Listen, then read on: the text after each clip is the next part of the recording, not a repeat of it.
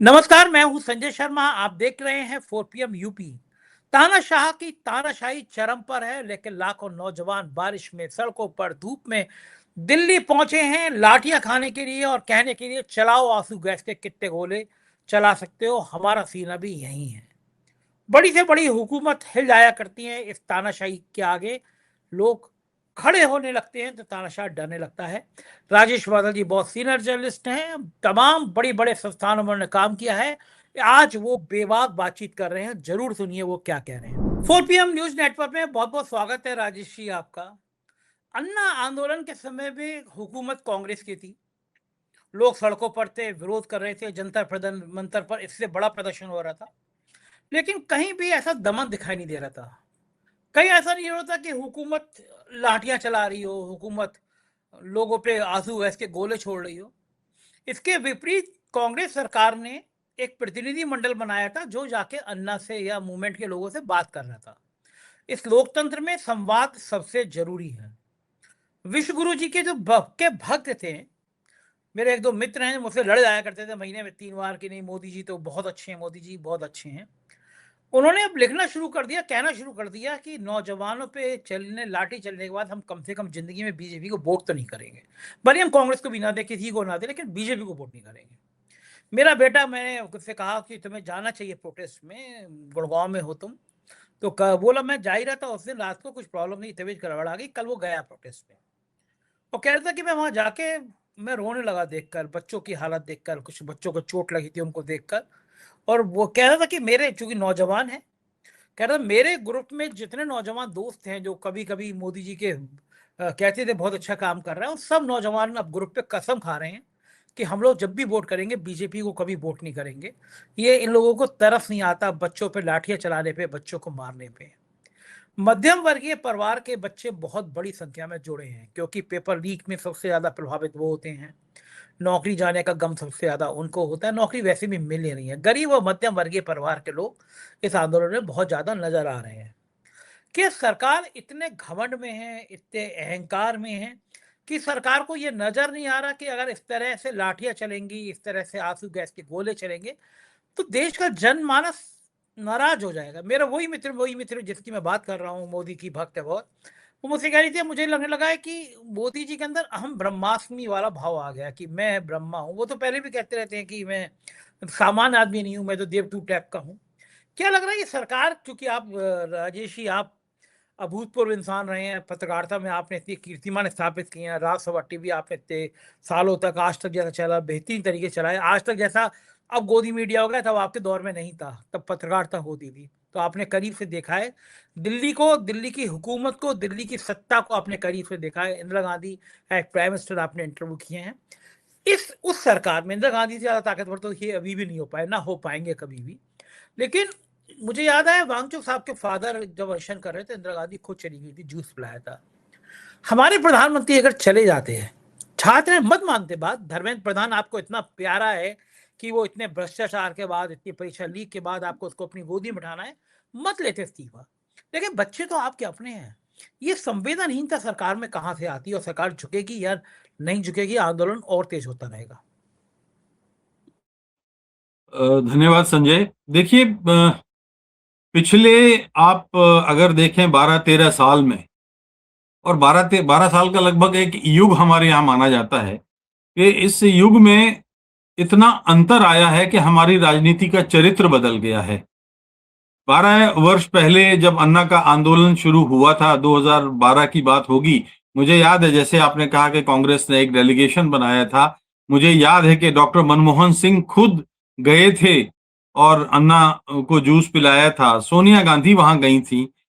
तो जो चरित्रगत अंतर आया है वो ये कि हम अब जो सत्ता में जो पार्टी है उसका अंदाज और उसका काम करने की जो शैली है वो इस बात की है कि हम नहीं झुकेंगे, हमारी अकड़ बनी रहेगी। हम जितना कठोर संदेश देंगे, अरे भाई, कठोर संदेश आप पाकिस्तान को दो तो समझ में आता है, कठोर संदेश आप नक्सलियों को दो समझ में आता है, कठोर संदेश आप डाकुओं को दो, भ्रष्टाचारियों को दो, बात समझ में आता है। लेकिन अपने बच्चों पे, घर के बच्चों पे, अपने देश के उन लोगों पर जिनको हम कहते हैं कि आज के बच्चे कल के नौनिहाल हैं, कल हमारे आज के नौनिहाल हमारे कल की पीढ़ी है। तो उस जवान पीढ़ी की हताशा आप देखिए ना, उसका हताशा, उसकी निराशा, उसका फ्रस्ट्रेशन। एक दौर हमने संजय ये देखा था कि जब लाल बहादुर शास्त्री रेलवे मंत्री होते थे और एक रेल की दुर्घटना हुई थी, बहुत बड़ी दुर्घटना नहीं थी, लेकिन नैतिक आधार पर उन्होंने इस्तीफा दिया था। फिर हमने एक दौर वो भी देखा कि जब माधवराव सिंधिया, जब जो ज्योतिरादित्य सिंधिया के पिताजी थे, वो एक वायुयान दुर्घटना हुई थी तो नैतिक आधार पर उन्होंने इस्तीफा दिया था। तो अब इस आधार पर क्या नैतिकता हमारी राजनीति से गायब हो गई है, ये सवाल यहां आके खड़ा होता है। और अगर नैतिकता चली गई तो फिर सियासत किन मूल्यों के आधार पर होती है। और माफ कीजिए, इन इन इन छात्रों को हम लोग तो लगातार चर्चा में ये बात करते रहे हैं कि 12 वर्षों में बात बेरोजगारी की उठाई गई, बेरोजगारी कम होने के बजाय बढ़ती गई। भ्रष्टाचार खत्म करने की बात की गई, भ्रष्टाचार बढ़ता गया। बच्चों को नौकरियां नहीं मिल रही हैं, आर्टिफिशियल इंटेलिजेंस के जरिए बहुत सारी जो प्लेटफॉर्म हैं वो नौकरियां खा रहे हैं। मैं खुद देख रहा हूं, बॉम्बे में देख रहा हूं, पुणे में देख रहा हूं, बेंगलोर में देख रहा हूं, किस तरह लोगों को रोबोट की तरह इस्तेमाल किया जा रहा है। साहिर ने तभी तो लिखा था कि ये, लेकिन स्थिति क्या लंबे समय तक चलेगी। उन्होंने कहा था कि धरती के फैले आंगन में, देखिए कितनी जबरदस्त बात है और संकेत है कि धरती के फैले आंगन में पल दो पल है रात का डेरा, जुल्म का सीना चीर के देखो, झांक रहा है नया सवेरा। ढलता दिन मजबूर सही, गौर कीजिएगा, ढलता दिन मजबूर सही, चढ़ता सूरज मजबूर नहीं। रात के राही थक मत जाना, सुबह की मंजिल दूर नहीं। तो ये बहुत अच्छे, एक बहुत अच्छी लाइन, संदेश बहुत है। अच्छी लाइन। ढलता सूरज मजबूर हो सकता है, उगता सूरज मजबूर नहीं हो सकता। अब अनंत काल तक कोई भी सत्ता नहीं रहती, कोई सियासत नहीं रहती, और छात्रों की बात एकदम जायज है, नैतिक है। हमारे, आपके, हमारे मित्रों के, हमारे दर्शकों के, हमारे सुनने वालों के सबके घरों में बेरोजगारों की फौज है। कोई नीति नहीं है, कोई रोजगार की कोई पॉलिसी ऐसी नहीं है कि अचानक उनके हाथों में काम दे दे। हमारा नौजवान जो है ना संजय, बहुत संतोषी है। वो ये नहीं कहता कि वो मैं भारत का एक इंजीनियरिंग चीफ बन जाऊंगा, वो ये नहीं कहता कि मैं भारत के डॉक्टरों का सबसे बड़ा डॉक्टर बन जाऊंगा। वो ये कहता है कि अपने घर में मुझे 4 रोटी मिल जाएं और अपने हुनर पर मुझे भरोसा हो तो मैं क्यों सड़कों पे आऊंगा। ये बात समझनी चाहिए। महात्मा गांधी भी यही बात कहते थे। इसीलिए वो इस चीज के कि आप टेक्निक को बढ़ाते जाइए। आप कितनी तकनीक हासिल कर लीजिए, लेकिन अगर तकनीक से आदमी को काम नहीं मिलता तो वो तकनीक बेकार है। जी संजय जी। बिल्कुल ठीक कह रहे हैं। और मेरे ख्याल से आजादी के बाद इतनी बड़ी संख्या बेरोजगारों की कभी नहीं हुई। आंदोलन बड़ा होता जा रहा है। कल जिस तरह राहुल गांधी को घसीटा गया वो बहुत हैरान करने वाला था। भारतीय जनता पार्टी के पिटे हुए अध्यक्ष, पिटे हुए इसलिए कहूंगा कि उन बेचारों को कोई अध्यक्ष मानता ही नहीं है। ऐसा लगता है अलमारी से कपड़ा कोई पुराना झाड़ के उनको अध्यक्ष बना दिया गया हो। वो बयान दे रहे हैं कि राहुल, नेता प्रतिपक्ष का ये आचरण बड़ा निंदनीय है। उन्हें प्रधानमंत्री के घर के सामने वो बैठ गए, धरने पे बैठ गए, बड़ा निंदनीय है। इस देश में छात्रों पे लाठियां बरसी वो निंदनीय नहीं है। छात्रों पे आंसू गैस के गोले डाले गए वो निंदनीय नहीं है। लड़कियों के पीछे गाले के हिस्से पर पुलिस वाला डंडा यूं कर रहा है, बहुत गंदा दृश्य है। मेरी बेटी भी हो सकती थी, आपकी बेटी भी हो सकती थी। उस वो निंदनीय नितिन नवीन को दिखाई नहीं दिया। सिर फट गए वो दिखाई नहीं दिया। लेकिन राहुल गांधी या उनके विश्व गुरु के घर के सामने बैठ गए तो उन्हें बहुत निंदनीय नजर आ रहा है। क्या लगता है नितिन नवीन को कि देश की जनमानस के अंदर ये जो लावा फूट रहा है वो कभी किस रूप में सामने आ सकता है? नितिन नवीन को अंदेशा क्यों नहीं हो पा रहा? भारतीय जनता पार्टी दुनिया की सबसे बड़ी पार्टी कहती है, उसके राष्ट्रीय अध्यक्ष है, उन्हें ये बात समझ में क्यों नहीं आ रही है? आपके इस समय दो सवाल हैं। पहला सवाल तो ये है कि जो राहुल गांधी को, जो नेता प्रतिपक्ष हैं, उनको जिस तरह से व्यवहार करके और ले जाया गया, ये भारतीय जनता पार्टी भूल गई कि कभी वो भी यही बात करती थी। वो भी प्राइम मिनिस्टर का घर घेरती थी, वो भी संसद नहीं चलने देती थी, वो भी संसद में हंगामा करती थी। क्या हम भूल जाएं कि पिछले 30 वर्षों में भारतीय जनता पार्टी ने क्या क्या नहीं किया है, कि उन्होंने किस तरह से व्यवहार किया है। तो ये जो बात है, जब आप प्रतिपक्ष में होते हैं तो आपके सारी नैतिकता आपकी जो है सब आपके साथ होती है, और जब आप सरकार में होते हैं, हुकूमत में होते हैं, तो बुनियादी जो लोकतंत्र की बुनियादी चीज है वो है असहमति। आपसे जो डिसएग्री जो करता है उसको आप इस तरह से करेंगे। अरे, आंदोलन, सत्याग्रह तो महात्मा गांधी का सबसे बड़ा हथियार था। आप विरोध को कैसे रोक सकते हैं? और अगर माफ कीजिए विरोध को रोका जाएगा तो कब तक आप ताकत के दम पर, अंग्रेज क्या ताकत के दम पर रोक सकते थे? वो उन्होंने रोकने की कोशिश की, नहीं रोक पाए। अंततः सत्याग्रह काम आया, अंततः आंदोलन काम आया। हमारे छोटे छोटे बच्चे, कल मैं देख रहा था कि एक 16 साल की बेटी थी, वो कह रही थी कि मैं साल 2 साल के बाद मैं भी जवान हो जाऊंगी, ऐसा कुछ बोल रही थी। मैं भी 18 की हो जाऊंगी, मैं भी नीट देना है, मुझे ये करना है वो। और ये देख करके मैं कभी नहीं करूंगी ऐसा। तो इन छोटे छोटे बच्चों को, मैं ये नहीं कहता कि इन बच्चों में, हो सकता है भारतीय जनता पार्टी के नेताओं के बच्चे भी हों, हो सकता है कांग्रेस के नेताओं के बच्चे भी हों, समाजवादी पार्टी के नेताओं के बच्चे हों, और किसी के बच्चे ना हो, तो इस देश के करोड़ों बच्चे हैं, करोड़ों मध्यम वर्गीय बच्चे हैं जो अपना करियर बनाना चाहते हैं, जो अपनी प्रतिभा के दम पर। और माफ कीजिए, मैं आपको याद दिला दूं कि हिंदुस्तान वो मुल्क है जो इस समय संसार में सबसे ज्यादा नौजवान आबादी वाला मुल्क है। 40 करोड़ के आसपास लोग नौजवान यहाँ हैं। तो 40 करोड़ लोगों की आप उपेक्षा कर सकते हैं? नहीं कर सकते। और जब एक सीमा ऐसी आती है कि जब आप देखते हैं कि लोग, उनकी बात नहीं सुनी जा रही है, बेरोजगारी के सिलसिले में कोई काम नहीं किया जा रहा है। हमें वंदे भारत की जरूरत नहीं है संजय, हमें इस ट्रेन की जरूरत नहीं है। हम 6 घंटे की जगह 7 घंटे में पहुंच जाएं, कोई फर्क नहीं पड़ता। हमको बहुत बड़े बड़े विमानतलों की आवश्यकता नहीं है। हमको बहुत बहुत ऐसे विमानतलों की जिस पे हजारों करोड़ रुपए खर्च किए जा रहे हैं कि जो रात में भी विमान उतर सके, इतनी बड़ी हम उपलब्धि की तरह उसको हासिल करते हैं। हम डीजल की ट्रेन चला रहे हैं। अरे भाई, जितने पैसे में आप चलाते हो, गांव गांव में अस्पतालों में डॉक्टर नहीं है, एम्स आप बना रहे हो, फैकल्टी नहीं है। आप जो बुनियादी समस्या है उसकी तरफ आप ध्यान नहीं दे रहे हो, तो फिर तो नौजवान सड़कों पे आएगा ही। और ये माफ कीजिए, तो केवल दिल्ली का एक दृश्य जो हमने कल देखा, विनोबा लोकनायक जयप्रकाश नारायण के आंदोलन में, हम लोग सब उसी समय पत्रकारिता में आए, और पटना से जो शुरुआत हुई थी उस रैली की, जैसे ये दिल्ली से कल शुरुआत हुई है, देखते ही देखते सारे देश में वो आंदोलन फैल गया था लोकनायक का। तो अगर ऐसा होता है तो फिर क्या कोई पुलिस उसको संभाल पाएगी? क्या किसी पुलिसकर्मी का बेटा बेरोजगार नहीं होगा? क्या किसी आईएएस का बेटा बेरोजगार नहीं होगा? क्या किसी आईपीएस का बेटा बेरोजगार नहीं होगा? क्या इन बच्चों के साथ उनके बच्चे सड़कों पे नहीं आएंगे?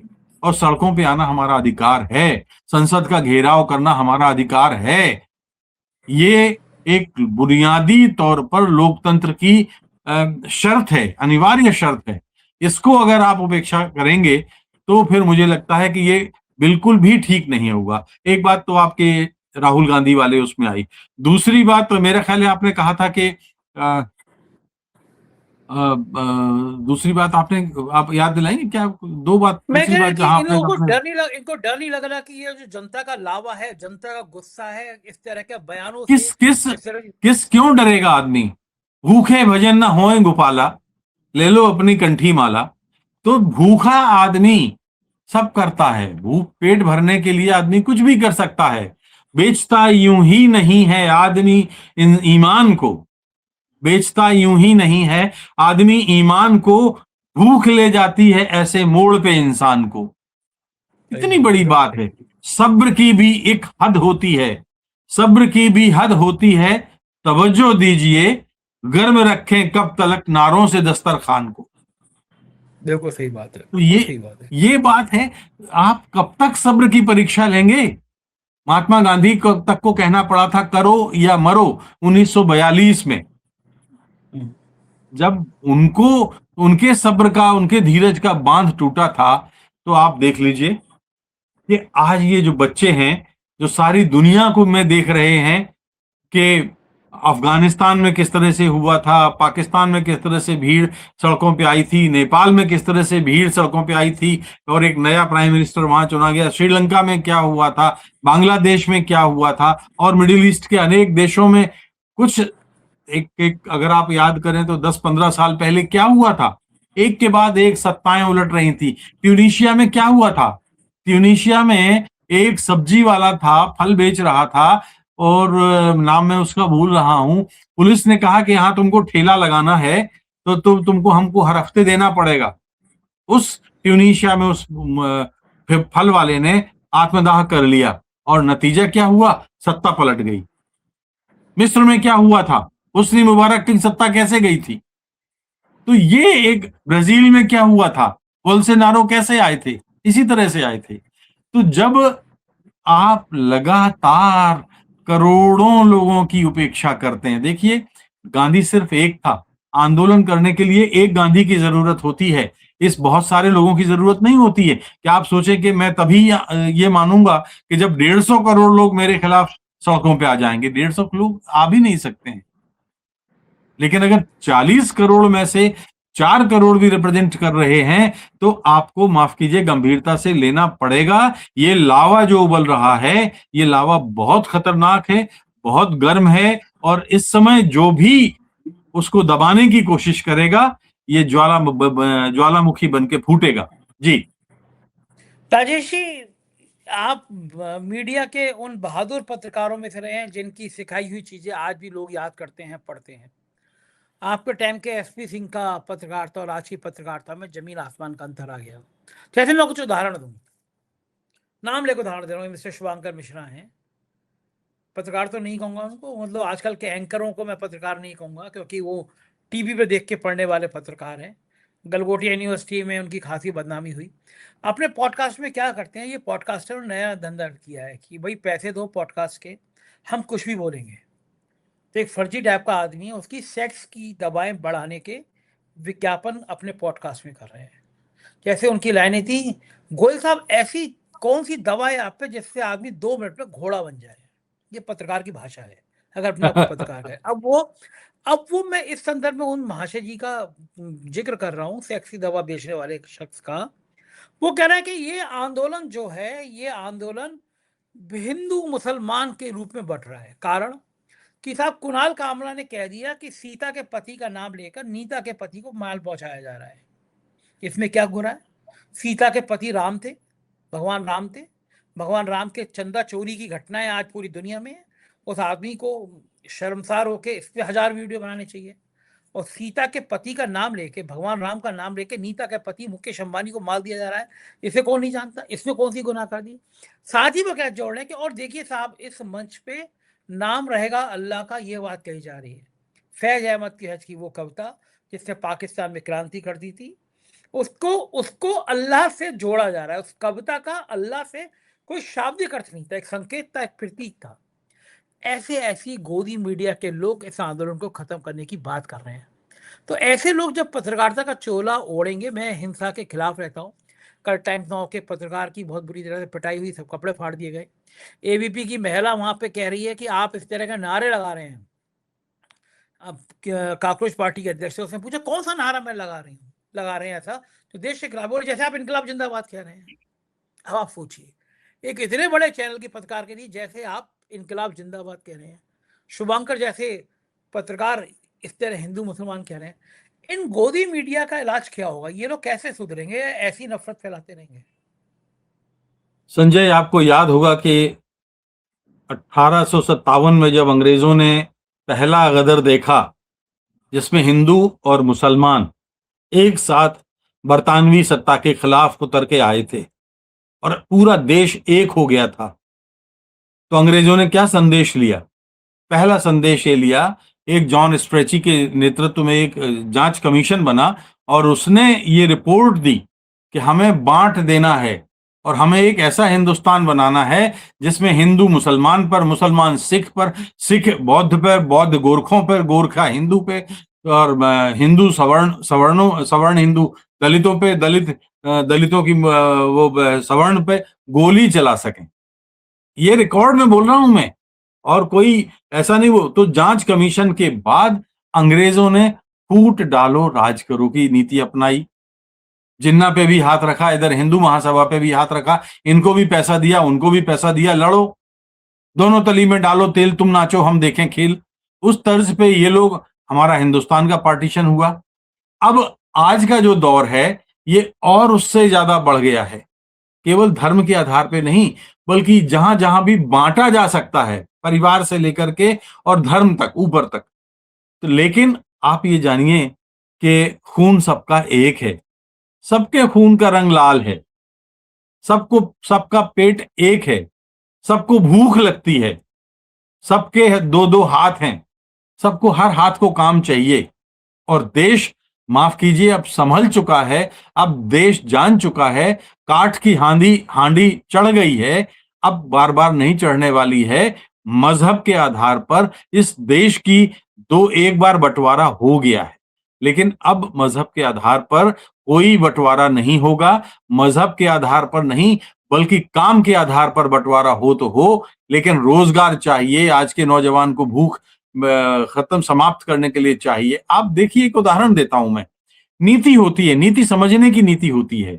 आप नौजवानों को रोजगार देने पर खर्च नहीं करना चाहते, लेकिन आप सैकड़ों, हजारों, लाखों ऐसे एम्प्लॉइज हैं जिनकी आप भर्ती नहीं कर रहे हैं, और जो पुराने कर्मचारी हैं उनकी भर्ती की उम्र बढ़ाए जा रहे हैं। क्या बात है भाई, इसकी क्या वजह है? कोई नहीं समझ पा रहा। तो ऐसी नीतिगत विफलताएं हैं। लेकिन अब अफसोस की बात यह है कि प्रधानमंत्री जी जो है अपने साथ ऐसे ऐसे लोगों को रखे हुए हैं जिनसे पता नहीं उनको भय नहीं हो, जो या जो उनको उनसे जो प्रतिभा में, जो उनकी प्रतिभा है उससे बहुत कमतर हो, उनके सामने आवाज ना उठा सकें। तो फिर ऐसी सूरत में तो देश चौपट होना ही है। धर्मेंद्र प्रधान एक प्रतीक होगा। मैंने आपको दो नैतिक उदाहरण बताए, दो उदाहरणों के जरिए मैं कहना ये चाहता हूं कि धर्मेंद्र प्रधान अगर इस्तीफा दे देंगे तो क्या भूखों मर जाएंगे? सरकार की छवि अच्छी होगी। बच्चे हमारे जो जिस तरह से पिट रहे हैं, क्या वो सोचते हैं कि इस उम्र में जो पिटाई है वो अपने मरते दम तक भूल पाएंगे? कभी नहीं भूल पाएंगे कि हमने रोजी रोटी मांगी थी, हमको पिटाई मिली थी, हमने हाथ को काम मांगा था, हमको पिटाई मिली थी। तो ये मजहबी बंटवारा अब काम आने वाला है नहीं। मजहबी बंटवारा एक बार हो चुका है, वो सब खत्म हो गया है, अब नहीं होने वाला है। तो मैं बिल्कुल साफ कहता हूं कि अब ये हिंदू मुस्लिम वाला जो है ना, ये हिंदू मुस्लिम वाली चलेगी नहीं। आदम साहब ने तो लिखा था कि हिंदू या मुस्लिम के एहसासात को मत छेड़िए, छेड़िए एक जंग मिलजुल कर गरीबी के खिलाफ, दोस्त मेरे मजहबी नगमात को मत छेड़िए।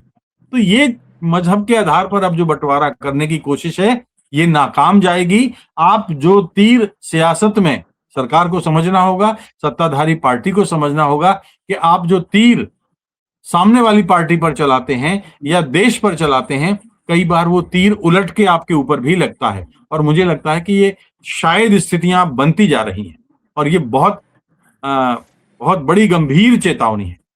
जी संजय भाई। बिल्कुल, बिल्कुल ठीक कह रहे हैं राजेश जी, हालात ऐसे हो रहे हैं। बहुत बहुत शुक्रिया, आपने अपना कीमती समय मुझे दिया, क्योंकि आपसे जब बात करता हूं तो मुझे बहुत सारी जानकारियां मुझे भी और हासिल हो जाती है। मेरे सीनियर हैं और आपसे बहुत कुछ सीखने को मुझे मिलता है। बहुत बहुत शुक्रिया, थैंक यू सर। ये थे राजेश बादल जी, और आप बिल्कुल मेरी बात से सहमत होंगे कि ये हुकूमत केवल घमंड में चूर है। इसको लगता है कि इसका सिंहासन कभी जाएगा नहीं, लेकिन मुझे लग रहा है बदलाव की ये घड़ी आ गई। आप क्या सोचते हैं मुझे कमेंट करके जरूर बताइएगा। चैनल को सब्सक्राइब करिएगा। शुक्रिया, थैंक यू।